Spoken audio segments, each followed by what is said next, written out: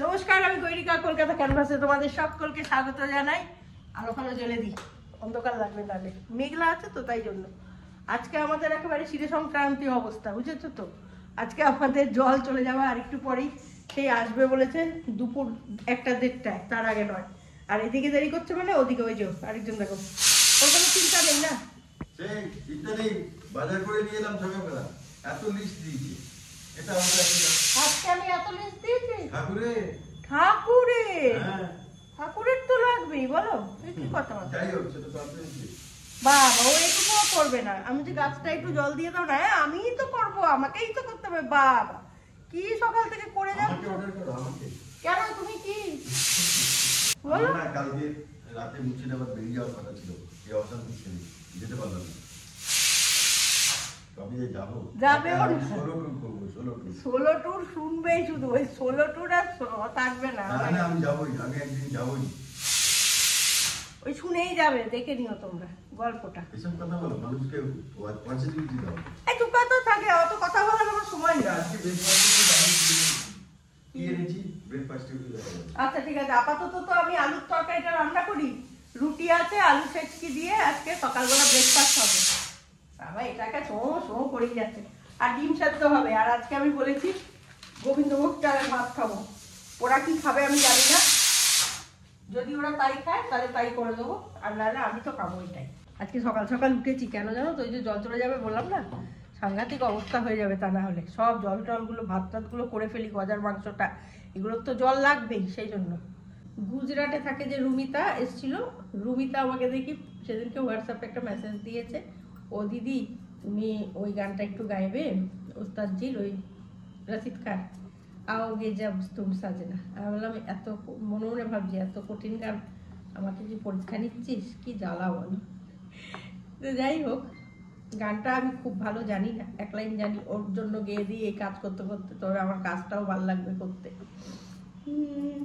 आओगे जब तुम साजना,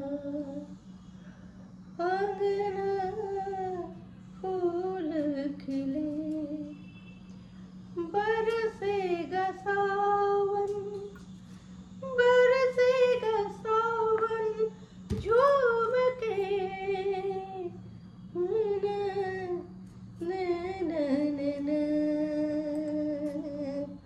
आओगे जब तुम साजना,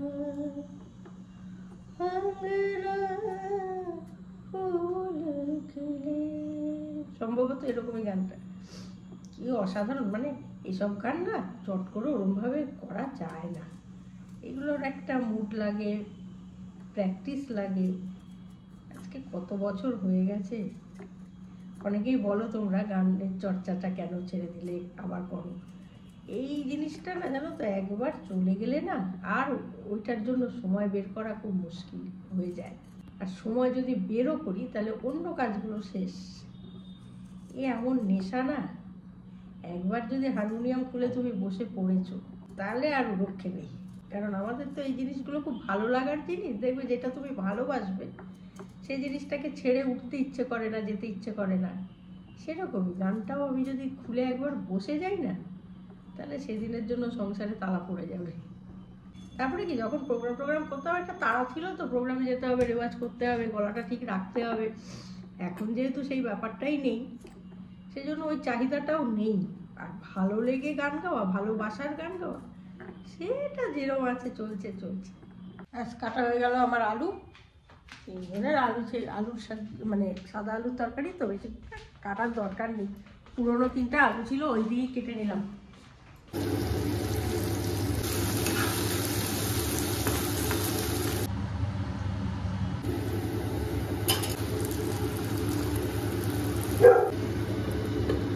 ব্রেকফাস্ট রেডি করে ফেলেছি, মাও রেডি হয়ে গেছে, চলে এসেছে ব্রেকফাস্ট টেবিলে। আর আমাদের জল এই মুহূর্তে বন্ধ হয়ে গেল। তো তোমাদের দেখিয়ে দিই আজকে ব্রেকফাস্ট মেনুতে কি কি আছে। এখানে রয়েছে রুটি, বাসি রুটি যদিও, এটা কালকের রুটি। এই হচ্ছে সাদা আলুর তরকারি, মাকে দিয়ে দিয়েছি অলরেডি, এটা আমার আর চন্দনের। আর এইখানে 3খানা ডিম, 1খানা আমার ছেলে আর 2খানা আমরা। এখানে রয়েছে কফি, আর এইখানে রয়েছে লোভনীয় রাবড়ি। আমার মোটামুটি কাজ কমপ্লিট, এখন জলটা গেল, আমি নিশ্চিন্তে এবার ব্রেকফাস্ট করবো। চলো খেয়ে দিই। ঠান্ডায় পুরো জমে যাচ্ছি, একদম উঠতে পারছি না মনে হচ্ছে বিছানাতে। কি ঠান্ডা পড়েছে গো আজকে, ভালো ঠান্ডা পড়েছে না? আজকে ভালো ঠান্ডা গো, পারা যাচ্ছে না আজকে। কি করবো, আমি স্নান করতে পারছি না, জল এসে গেছে জানো, তাও আধ ঘন্টা হয়ে গেছে, তাতেও আমার মনে হচ্ছে কিছু না জানো, 23 ডিগ্রি টেম্পারেচার দেখাচ্ছে। দেখো 23 ডিগ্রি দেখাচ্ছে, কি করে গো? তোমাকে ভুল দেখাচ্ছে হয় কখনো 23 ডিগ্রি? এটা 23 ডিগ্রি কাঁপুনি দিচ্ছে পুরো আজকে আমার, জানো। এটাকে দেখো, এটাও খাটের ওপরে উঠে লাফালাফি করছে। ওই দেখো, দেখো লেজটা দিয়ে কি করছে আমাকে দেখো শুধু। ওই দেখো, ওই দেখো কিরম বাড়ি দিচ্ছে, দেখো সারাক্ষণ লেজটা নড়ছে। ওর লেজে ব্যথা করে না না কি কে জানে। তো যাই হোক, আমি বসেই রয়েছি তখন থেকে ভাবছি যে স্নানে যাবো, যেতেই পারছি না জানো, কি ঠান্ডা লাগছে, কে জানে কেন এরকম হচ্ছে আমার। আজকে আবার চন্দন বলছি, চন্দন তুমি কি ফুল এনেছো ঠাকুরের? বলছে হ্যাঁ। এটাই তো চাপ হয়ে গেল, ফুল আনলে না একটু স্নান না করে পুজো করতে আমার ভালো লাগে না। স্নান পুজো সব করে ফেলেছি, আজকে তো জল ছিল না, অনেক বেলায় জল এসছে, তারপরে পুজো সমস্ত কিছু সেরে আর রান্নাটাও হয়ে গেছে। আমি তোমাদের একটু দেখিয়ে দিই আজকে কি রান্নার মেনু। সাংঘাতিক রান্নার মেনু আজকে, জানো তো। সব সেদ্ধ দিয়ে গোবিন্দভোগ চালের ফেনা ভাত। আজকে আমাদের লাঞ্চ মেনুতে রয়েছে সব রকম সবজি সেদ্ধ দিয়ে গোবিন্দভোগ চালের ভাত, আর এখানে ঘি নিলাম, এই যে ঘি এখানটা রাখি, আর লঙ্কা রয়েছে দুটো, এই যে ব্যাস, এই হচ্ছে লাঞ্চ মেনু। কিন্তু লাঞ্চ মেনু খেতে বসছি আমি কি পরে বলাতাম, এই চন্দনের এইটা গেঞ্জিটা হাতের কাছে পেয়েছি, যে আজকে আমি এটা পরেই বসে পড়বো। গরম আছে গো এটা। খাওয়া দাওয়া কমপ্লিট হয়েছে, রোদটা একটু এসে দাঁড়ালাম। এই রোদটা দেখবে শীতকালে রোদ পোহাতে খুব ভালো লাগে। আর এই রোদটা যেই দাঁড়ালাম না, তখন মানে মনে পড়লো, তাই তোমাদের বলছি, ক্যামেরাটা অন করছি। ছোটোবেলায় কীরকম ছিল জানো তো, আমাদের উঠোন থাকতো সব বাড়িতেই, একটা উঠোন থাকতোই কমন। এটা সেই উঠোনে মানে আমাদের বাড়িতে কি হতো, আমার ছোটো কাকার বিয়ে হওয়ার পর আর কি আমার মনে আছে, তখন আমি খুব ছোট না, ধরো 9, 8, 9 পড়ি। পিসি, আমি, কাকিমা, মা তো স্কুলে থাকতো, পিসি, আমি, কাকিমা সব, আমিও স্কুলে থাকতাম, কিন্তু আমাদের হতো কি মর্নিং স্কুল হতো, তো মানে শীতকালটা, বা ধরো ছুটি পড়েছে পরীক্ষার পর, এরকম ব্যাপারগুলো হতো। মার সাথে তো আমাদের স্কুলের একই টাইম হতো না, তখনকার কথা বলছি, যে আমরা ওই ইয়েতে উঠোনে একটা মাদুর পেতে নিলাম, পেতে নিয়ে কাকিমা সেই টমেটো মাখা, পেঁয়াজ, লঙ্কা, বিট নুন এসব দিয়ে টমেটো মাখা খুব করতো, আর আমরা খুব খেতাম। তারপরে তোমার অনেক রকম মাখা করতো, খেতাম। এটা তো গেল বাবার বাড়ির দিকে। আর মামার বাড়িতে আমরা আরও ছোট, আমি তখন মামার বাড়িতে আমি থাকতাম, মা আমাকে রেখে দিয়ে স্কুলে যেতেন, যথারীতি আমাকে থাকতে হতো মামার বাড়িতে। আমার মাসির কাছে আমি বড় হয়েছি, দিদিমাও ছিল সেই সময়। তখন আমার ওই মাস্তুতো দিদি, তারপরে আরও আমার সম্পর্কে ভাইজি হয়, কিন্তু আমার থেকে অনেকটাই বড়, ও, বেবি, আমি, আমার ওই দিদি, সব ওই রকম উঠোনে মাদুর পেতে দিয়ে বসে, আমার মাসি সব বসে গল্প হচ্ছে। আর আমি তো তখন ছোট, আমি তো ওদের গল্পে থাকতে পারবো না, ঘুমোতাম ওখানে শুয়ে শুয়ে এই রোদটার মধ্যে। দারুণ মজা হতো। আর আমাদের ওই ইছাপুর আনন্দমঠে আমাদের যে বাড়ি ছিল, তার পাশেই না একটা বাড়ি ছিল, শৈলপিসি ছিল, মানে শৈলপিসি ডাকতাম আর কি, আমার বান্ধবীর মা। ওদের বাড়িতেও এরকম, মানে রোদটা এরকম দেখলে না খুব আড্ডাগুলোর কথা মনে পড়ছে। ওদের বাড়িতেও এরকম আড্ডা হতো। আর সব ওই বড়রা যারা, তারা সব এক একজন সোয়েটার বুনতো আর কি, উল নিয়ে টিয়ে চলে আসলো, শৈলপিসির বাড়িতে বসে উল বোনা হচ্ছে, তারা সোয়েটার বুনছে, এক একজনকে আবার ডিজাইন ইয়ে করছে, লেনদেন করছে, এসব হচ্ছে। আর গল্প গুজব, আমাদের তো গল্প, লুডো খেলছি, না হলে কি বলে ব্যাডমিন্টন খেলছি। আমি খুব ভালো ব্যাডমিন্টন খেলতে পারতাম, এখন আর পারি না। সে সন্ধে হয়ে যাচ্ছে তখনও খেলে যাচ্ছি। এসব মজাগুলো মনে পড়ে শীতকালে, মানে ছোটোবেলাটা এরকম রোদ দেখে। তাই তোমাদের কাছে বললাম গল্পটা। তোমাদেরও নিশ্চয়ই এরকম গল্প আছে, যদি থাকে আমাকে অবশ্যই কমেন্ট বক্সে জানিও।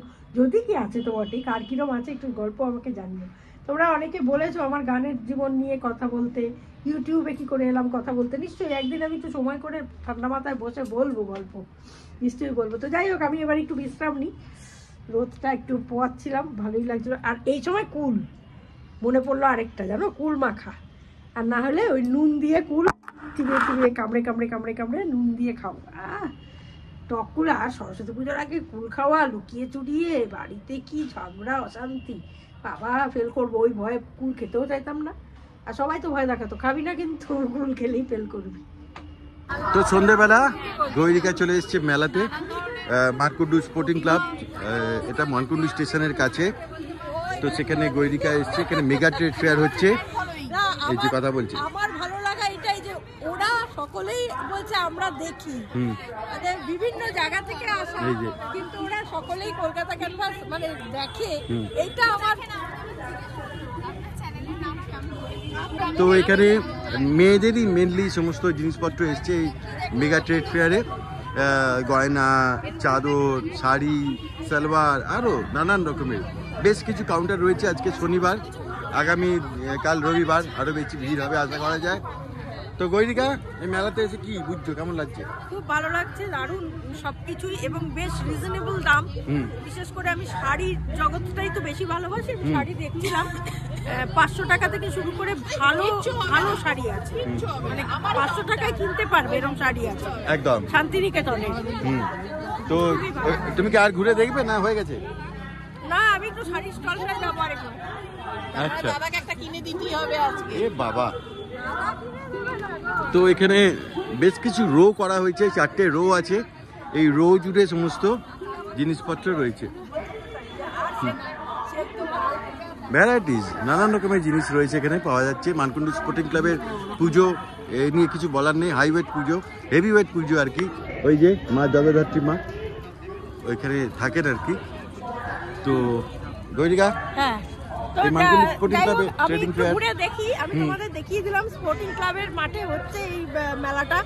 তোমরা যারা চন্দ্রনগর, চুচুড়া এই সাইড গুলোয় থাকো, মানকুণ্ডু, তারা মানকুণ্ডুতে যারা থাকো তারা তো জানোই, আর চন্দ্রনগর যারা থাকো বা চুচুড়া যাই বলো, সেখান থেকে তোমাদের বলবো যে এই মহিলারা, বেশিরভাগই মহিলা এখানে মহিলারাই করছেন, তাই তো দেখছি, হ্যাঁ মহিলারাই করছেন। তো সেই জায়গা থেকে বলবো যে তোমরা সহযোগিতা করো, তোমরা এসো, এবং ভালো লাগবে। সত্যি কথা, কিনবার মতো চয়েসেবল জিনিস এখানে আছে, এবং সংসারের প্রয়োজনীয় জিনিসও এখানে পাবে। এবং মেলা বলে আমাদের একটা ধারণা থাকে না প্রচুর দাম, কিন্তু একেবারেই নয়। 500 টাকা থেকে আমি দেখলাম, 500 টাকা থেকে শাড়ি শুরু, কাজে বুঝতেই পারছো যে খুব রিজনেবল। অবশ্যই এসো, এটাই বলবো একদম। আর এখানে আরআর ক্যাফে ওখানে কাউন্টার করেছে, এছাড়া এখানে ক্যান্ডি এবং আইসক্রিম, কাপকেক আছে, সব রকম কেক আছে, সব হোমমেড। বাহ, সব হোমমেড, এরকম নানান রকমের জিনিস রয়েছে, এবং ম্যাক্সিমাম হোমমেড জিনিসপত্র এখানে এসছে। মেয়েরা যারা বাড়িতে তৈরি করে, কেউ মায়ের সাথে, কেউ নিজে, তো তারাই এখানে করছে। হ্যাঁ, মহিলারা স্বনির্ভর হতে চায়, আমাদের মাতৃশক্তি বেশি, তাই চাইবো সবাই এখানে আসো, এবং এই মহিলাদের পাশে আমরা সকলে থাকি, এটাই আমার। এখানে আমি একটু ছোট্ট করে জেনে নেবো, এটা তো এখন মেলায় আপনি স্টল দিয়েছেন, এছাড়া আপনি সারা বছর কি করেন? সারা বছরই আমার বাড়িতে সমস্ত রকম অর্ডার নিই আমি, বার্থডে, অ্যানিভার্সারি, যে কোনো অকেশনালি। কিভাবে অর্ডার নেন, মানে লোকাল অর্ডার নিই, বা আমার ফেসবুকে আমার নিজের অ্যাকাউন্টে আমি সবকিছু, আমার শর্মিষ্ঠা সাহা আমার অ্যাকাউন্ট, তো আমার অ্যাকাউন্ট থেকে সবকিছু আমি পোস্ট করি, আর আমার ফেসবুকের থ্রু থেকেই আমার বিজনেস শুরু হয়েছে, এবং এরকম ভাবেই আমার চলছে। ফেসবুক থেকেই আমার সমস্ত অর্ডার আসে, আমি পুরোপুরি হোম ডেলিভারি, বাড়িতে গিয়ে ডেলিভারি করে আসি, ব্যান্ডেল অবধি আপনি আমি ডেলিভারি করে আসি। আচ্ছা, আর সব আমি নিজেই হাত গিয়ে ডেলিভারি করি। আপনি শিখেছেন কোথায় এগুলো? আমি শিখেছিলাম অনেকদিন আগে, আমার বিয়ের আগেই আমি শিখেছিলাম, বাট আমি নিজের সবকিছুর জন্য করতে পারছিলাম না। এবার আস্তে আস্তে আমার ছেলেটা একটু বড় হওয়ার, বাচ্চা আছে একটা ছোট 5 বছরের, তো একটু বড় হওয়ার পর আবার আমি নিজে শুরু করলাম যে না, এবার আমাকে শুরু করতে হবে। যাই হোক, শুরু করার দরুন চলছে, মোটামুটি মানুষের রেসপন্স ভালোই পাচ্ছি, তো সেই হিসেবে চলছে। তো এরকম ভাবে আমি একটাই কথা বলতে চাই, আপনার নাম? শর্মিষ্ঠা সাহা। শর্মিষ্ঠার মতন যারা রয়েছে গৈরিকা মেয়েরা, অনেকেই নতুন কিছু করতে চায়, জীবনে কিছু করতে চায়, বাড়িতে বসে আছি, ছেলে বড় হয়ে গেছে বা নতুন বিয়ে হয়েছে, তো কিছু করতে চায়, তারা কিন্তু এরকম ধরনের উদ্যোগে নানান রকমের কাজ শুরু করা যেতে পারে। আশা করব ওর সঙ্গে যোগাযোগ করলেও তোমাদের শেখাতে পারে কিভাবে কি হচ্ছে না হচ্ছে, হ্যাঁ হ্যাঁ হ্যাঁ, গাইড করতে পারে তোমরা যদি বিজনেস করতে ঠিক। চাও। শর্মিষ্ঠার কার্ড দেখাও, আছে? অবশ্যই। তো শর্মিষ্ঠার মতন যারা রয়েছে, খালি এই আমি বলবো এই কাপ কেক ক্যান্ডিও নয়, এরকম বিভিন্ন সেগমেন্টের নানান রকম জিনিস আছে। পেস্ট্রি রয়েছে, কেক আপনি বাড়িতে তৈরি করতে পারেন। এই হচ্ছে শর্মিষ্ঠার কার্ড, যোগাযোগ করতে পারেন কেউ এরকম ধরনের জিনিস শিখলে। শর্মিষ্ঠা শেখাও তুমি? না, এখনো আমি শেখাই না, বাট সমস্ত রকম শুধু অর্ডারই নিই। অর্ডার নেয়, কিন্তু কাউকে কেউ নতুন কিছু শুরু করতে চাইলে হেল্প করতে পারো। অবশ্যই। এবং শর্মিষ্ঠার থেকে নিয়েও অনেকে ব্যবসা করতে হ্যাঁ, পারে। হ্যাঁ, হ্যাঁ। ফাইন, এরকম ধরনের সুবিধা রয়েছে। এই হচ্ছে কার্ড, শ্রীগুরু কেক বেকারি। তো নানান রকমের এরকম ধরনের ব্যবসা মেয়েরা শুরু করতেই পারে, পিছিয়ে থাকলে হবে না। না, তো চলো এই ভিডিওটা কি এখানেই শেষ করবে? শেষ করছি। যদি ভালো লাগে লাইক শেয়ার কমেন্ট করে দিও, শেয়ার হ্যাঁ। করো প্রচুর, কারণ এই কদিন সময়, বেশি সময় নেই, 16 তারিখের মধ্যে এটা শেষ হয়ে যাবে। তাই প্রচুর শেয়ার করো যাতে সকলে দেখতে পারে, সকলে আসতে পারে, হয়তো নতুন একটা পথ তোমাদের এখান থেকে খুলতে পারে। একদম। তো সেই আশা নিয়ে সকলে চলে এসো, দেখো মেলাটা, এসো এনজয় করো। একদম নেক্সট ব্লগ নিয়ে আবারও আসছি, ততক্ষণে যেন সঙ্গে রাখো, দেখতে থাকো কলকাতা ক্যানভাস। একদম।